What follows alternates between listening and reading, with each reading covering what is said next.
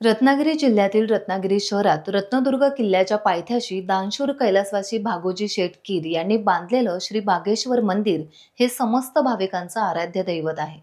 श्रावणी सोमवारी या मंदिरात दर्शनासाठी भाविकांची अलोट गर्दी होत असते। अशा या बागेश्वर मंदिराची ही सफर।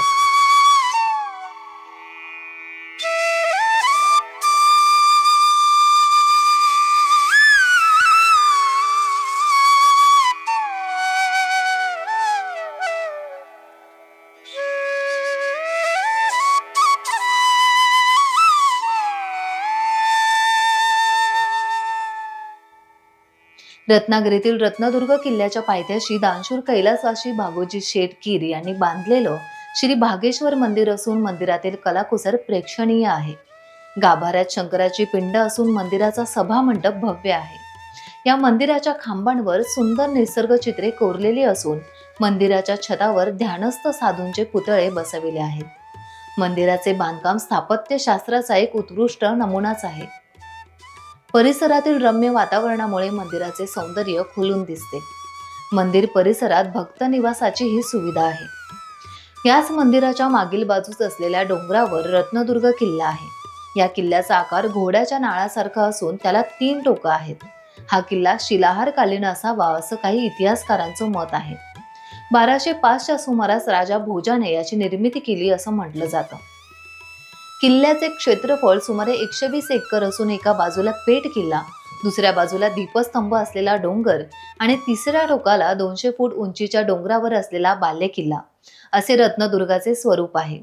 पर्यटकांचे विशेष आकर्षण ठरलेला समुद्र किनाऱ्यावरील रत्नदुर्ग किल्ला हा भगवती किल्ला या नावानेही ओळखला जातो। किल्ला 12व्या शतकात बांधला गेल्याचं अभ्यासकांचं म्हणणं आहे। नमस्कार, सर्व भाविकांना श्रावण मासाच्या हार्दिक शुभेच्छा। आता आपण उभे आहोत किल्ला येथील बागेश्वर मंदिरामध्ये। हे मंदिर खूप पुरातन आहे। 100 वर्ष या मंदिराला होऊन गेलेली आहेत आणि हे जे प्रांगण आहे मंदिराचं हे साधारण 2 एकर जागा आहे। 1922 सालापूर्वीपासून हे मंदिर आहे आणि त्याचा जीर्णोद्धार किंवा हे मंदिर बांधण्याचं काम जे आहे ते भागोजी शेठ श्रीमान दानशूर भागोजी शेठ कीर यांनी केलेलं बांधलेलं हे मंदिर आहे। या मंदिराचं काम ट्रस्टतर्फे चालतं आणि हा ट्रस्ट देखील खूप वर्ष जुना आहे। 1930ला स्थापन झालेला हा ट्रस्ट आहे की ज्यामध्ये भागोजी शेठ कीरांबरोबर शापूरजी पालनजी किंवा पालनजी मेस्त्री हे कुटुंबसुद्धा त्यांच्याबरोबर होतं आणि त्यानंतर या ट्रस्टची रचना सरकार आपलं भारताचं अस्तित्व आल्यानंतर 1950मध्ये जो कायदा आला त्या अनुषंगाने पुढे कायद्यात रूपांतरण झालं आणि हा ट्रस्ट व्यवस्थितरित्या चालू आहे आणि या मंदिराचं व्यवस्थापन या ट्रस्टमार्फत चालतं। वर्षभरामध्ये विविध उत्सव या मंदिरामध्ये साजरे होतात। मंदिराला 1922 सालपासूनचं मंदिर आहे आणि त्याप्रमाणे 100 वर्ष होऊन गेलेलं मंदिर आहे आणि आजही श्रावणामध्ये इथे सप्ताह चालतो। त्यानंतर वर्षभरामध्ये विविध कार्यक्रम चालतात। महाशिवरात्रीचा उत्सव हा इथे फार मोठा असतो आणि या महाशिवरात्रीच्या उत्सवाला मुंबईमधून पूर्वी बोटीने माणसं येत असत, भाविक येत असत आणि आत्ता देखील बोटी बंद झाल्या तरीसुद्धा भाविकांची संख्या तेवढीच आहे आणि या प्रकारे इथले उत्सव सण मोठ्या चांगल्या पद्धतीने साजरे केले जातात। संपूर्ण रत्नागिरीकरांचं या उत्सवाला महत्त्व आहे आणि उपस्थिती लाभते। प्रत्येकाच्या मनामध्ये भागेश्वराचं हे मंदिर खूप प्रेमाने या मंदिरामध्ये सगळे विधी केले जातात। या मंदिराचं वैशिष्ट्य असं आहे की शंकराच्या मंदिरामध्ये पिंडीला हात लावून कुठेही नमस्कार करता येत नाही किंवा अभिषेक करता येत नाही। या मंदिरामध्ये पिंडीला प्रत्यक्ष तुम्ही हात लावून नमस्कार करू शकता, पिंडीच्या जवळ बसून अभिषेक करू शकता आणि पिंडीजवळ जाऊन दर्शन घेऊ शकता आणि फुलं वाहू शकता, बेल वाहू शकता, असं या मंदिराचं महत्त्व आहे।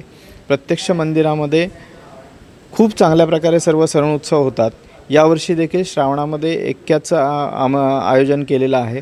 श्रावणामध्ये विविध लोकांचं इथे आगमन होत असतं आणि जवळून दर्शन घेण्याचा लाभ या मंदिरामध्ये मिळतो। ही विविध देशात भागोजी शेठ कीरांनी जे काय बघितलेलं होतं किंवा पाहिलेलं होतं हे स्थापत्यशास्त्र जे आहे ते विविध देशातल्या स्थापत्यशास्त्राची छाप या मंदिरावर आहे। ग्रीकमधलं काही वास्तुशास्त्र आहे, इतर देशांमधलं काही वास्तुशास्त्र आहे आणि त्यातले जे कलाकार होते, तिथले जे कलाकार होते, तिथलं जे वास्तुशास्त्रज्ञ होतं, ते सगळ्याचं इथे एकत्रीकरण करून हे मंदिर उभं राहिलेलं आहे.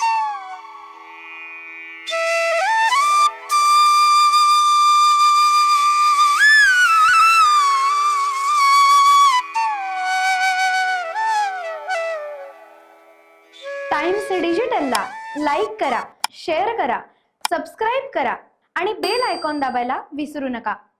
Times digital.